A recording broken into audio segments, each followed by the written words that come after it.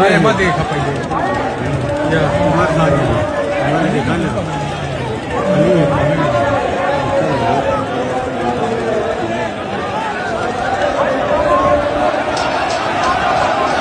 खबर अतीक के बेटों से जुड़ी हुई है। जनाजे में आकर फंसा अतीक का बेटा।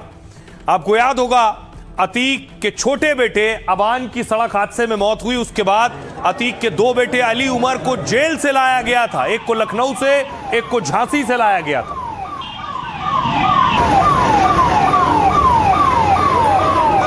मैं मत देखा पहले या मत ना मैंने देखा ना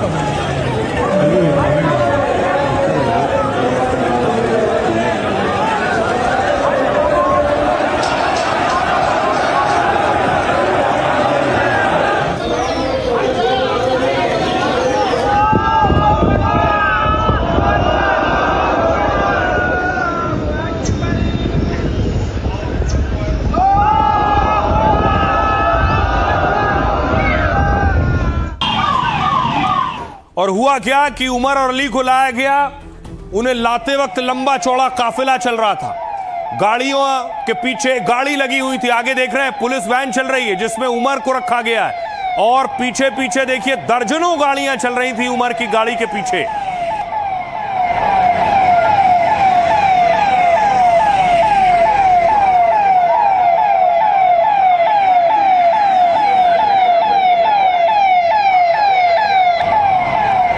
बताया गया कि उमर को जब जेल से निकाला गया तो समर्थकों को यह डर और खौफ भी था कि कहीं एनकाउंटर ना हो जाए, कहीं गाड़ी ना पलट जाए। इस डर की वजह से दर्जनों गाड़ियां पीछे पीछे चल रही थी।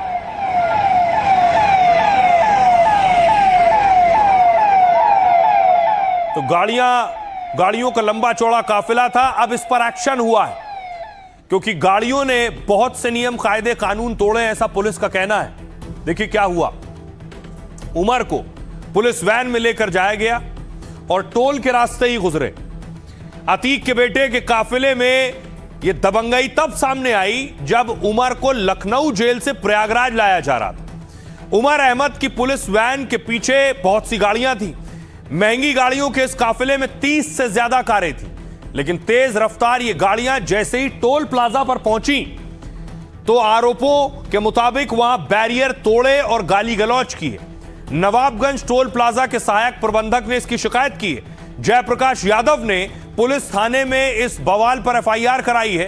पुलिस ने 28 नामजद और कई अज्ञात वाहन चालकों पर केस दर्ज किया, जिसमें आरोप है ये गाड़ियां शनिवार दोपहर टोल से गुजरी, लेकिन किसी ने भी टोल टैक्स नहीं चुकाया बल्कि बैरियर तोड़ डाले। कंप्यूटर ऑपरेटर और हेल्पर ने कूद कर जान बचाई। यह प्रयागराज रूट पर हुआ। टोल कर्मचारियों ने रोकना चाहा तो उन्हें धमकाया और गालियां दी गई। पुलिस अब टोल प्लाजा पर लगे सीसीटीवी कैमरे खंगाल रही है। गाड़ियों में बैठे लोगों की पहचान कर जांच में जुटी है ताकि गाड़ी चलाने वालों के चेहरे पहचान कर कार्रवाई की जा सके, इनसे टोल वसूली और तोड़फोड़ के नुकसान की भरपाई की जा सके। गंभीर धाराओं में एफआईआर भी हुई है जिनमें हत्या की कोशिश का भी आरोप शामिल है। धारा 109(1) और बाकी धाराओं में 10 साल की सजा हो सकती है। इसके बाद ये गाड़ियां प्रतापगढ़ की तरफ पहुंची। अतीक के बेटे उमर के काफिले पर प्रतापगढ़ में भी केस दर्ज हो गया। अख्तियारी टोल प्लाजा के मैनेजर ने भी पुलिस से ऐसी ही शिकायत की है। कहा टोल देने के बजाय धमकी दी गई और गाड़ी चढ़ाने की कोशिश हुई है। बैरियर तोड़कर काफिले में शामिल लोगों ने विवाद किया। एफआईआर कर प्रतापगढ़ पुलिस सीसीटीवी खंगालने और कार्रवाई में जुट गई है। सुनिए इसके बाद अब सियासत भी हो रही है एक्शन पर। क्या कुछ कह रही समाजवादी पार्टी और क्या कह रही बीजेपी। सही सलामत जेल से कब्रिस्तान पहुंचाएंगे या नहीं पहुंचाएंगे, तो ये शक तो पुलिस दूर कर सकती है ना। क्या विकास दुबे की तरह उनकी गाड़ी भी पलट जाएगी, उनकी भी हत्या हो जाएगी, ये लोगों को शक था।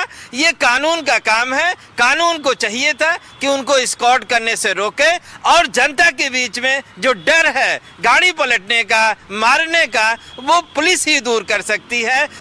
आज भी समाजवादी पार्टी और समाजवादी पार्टी के नेता को पीड़ा यह है कि कैसे उन माफियाओं को खाद पानी ये दे सकें।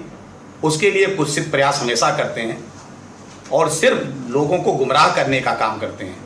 भारतीय जनता पार्टी में या भारतीय जनता पार्टी के शासनकाल में, माननीय योगी आदित्यनाथ जी के शासनकाल में सारे लोग सुरक्षित हैं। जो अपराधी हैं वही अपने आप को असुरक्षित मान रहे हैं, उनको मानना भी चाहिए। अब देखिए, ये सारा शुरू हुआ एक्सीडेंट से। अतीक के छोटे बेटे अबान का एक्सीडेंट हुआ और उस एक्सीडेंट में उसकी मौत हो गई, लेकिन उसकी मौत अकेले नहीं हुई, उसके साथ और भी साथी गाड़ी में सवार थे। ये देख रहे हैं, ये उस वक्त की तस्वीरें जहां ये हादसा हुआ था।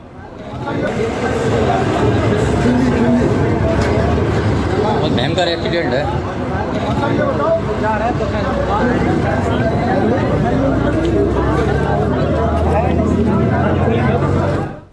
इस हादसे में बड़ी चीज ये थी कि अबान की अकेले मौत नहीं हुई, अबान के जो साथी थे उनमें बहुत से साथी घायल हो गए थे। अब हालात ये हैं, इनमें कई साथी गंभीर स्थिति में हैं, जो जिंदगी और मौत के बीच जूझ रहे हैं।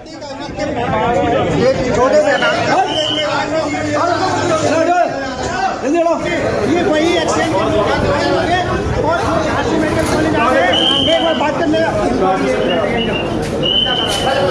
नाम क्या है इनका नाम?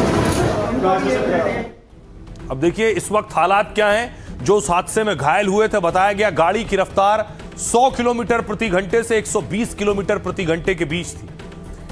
अब देखिए, जिसे आप देख रहे हैं, यह उमर, जिस हादसे में अतीक के सबसे छोटे बेटे अबान की जान गई, उसी में अबान के साथ कार में मौजूद 3 साथी घायल हुए, जिनमें उमर की हालत गंभीर है। उसकी 3 पसलियां टूटी हैं, उसके लंग्स में ज्यादा दिक्कत है, दावा है फेफड़ा फट गया है। उमर के हाथ पैर में फ्रैक्चर है और हालात में सुधार नहीं हुआ। शनिवार को तबीयत और ज्यादा बिगड़ गई तो दिल्ली भेजा गया। मेदांता अस्पताल में रविवार को उसका ऑपरेशन हुआ। एक और शख्स जैद, अबान के साथ मौजूद दूसरे घायल जैद की हालत भी नाजुक है। जैद की 2 पसलियां टूटी हैं, एक हाथ और दोनों पैर में फ्रैक्चर है। उसकी गर्दन के पास जख्म है, सिर में भी गंभीर चोट लगी है। दावा है इसी वजह से जैद अस्पताल में अजीब हरकतें कर रहा है। रविवार को तबीयत ज्यादा बिगड़ने पर उसे दिल्ली लाया गया और डॉक्टरों की सलाह पर ब्रेन के इलाज के लिए उसे लाया गया है। अब यहां जैद को मिलिट्री अस्पताल में भर्ती कराया गया। एक और शख्स, तीसरा युवक, कार में सवार रहे तीसरे दोस्त फारूक की हालत ठीक है। उसके हाथ पैर में चोट आई है, कई जगह मामूली जख्म है, इसलिए फारूक को करेली के अस्पताल में रखा गया है। इस वक्त सुनाते हैं आपको समाजवादी पार्टी के नेता अबू आजमी क्या कह रहे हैं, सुनिए। लोगों को शक हो रहा है कि अब जो उनके बच्चे का एक्सीडेंट हुआ है, वो भी सरकार शक के दायरे में, नहीं कह रहा हूं कि क्या हुआ क्या नहीं। आम इंसान के दिलो दिमाग में अतीक अहमद की फैमिली के साथ जो हुआ है, इस तरह की चीजें हो रही हैं, लोगों को शक होता है कि ऐसा तो नहीं, लेकिन इसकी सही इंक्वायरी होना चाहिए। बाहर था, जेल में भी नहीं था और अपने भाई से मिलने जा रहा था और एक्सीडेंट हो गया, उसका इंतकाल हो गया। तो अब जो शक के दायरे में सरकार है, सरकार को खुद कोई ऐसी एजेंसी से इंक्वायरी करा के सफाई देना चाहिए ताकि लोगों को संतुष्टि मिले।